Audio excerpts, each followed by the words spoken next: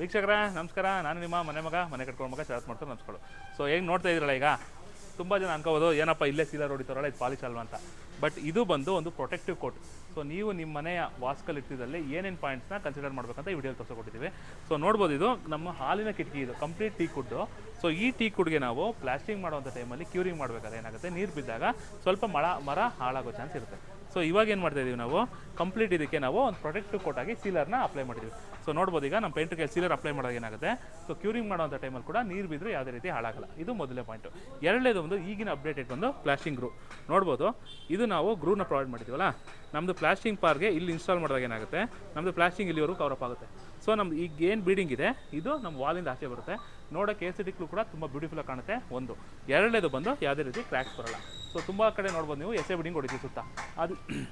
ಅದು ಯಾವಾಗ ಅಂದರೆ ನಮ್ಮದು ವಾಲ್ಗೆ ಫ್ಲಜ್ ಆದಾಗ ಎಸೆ ಬಿಡಿಂಗ್ ಕಂಪಲ್ಸರಿ ಹೊಡಿಬೇಕು.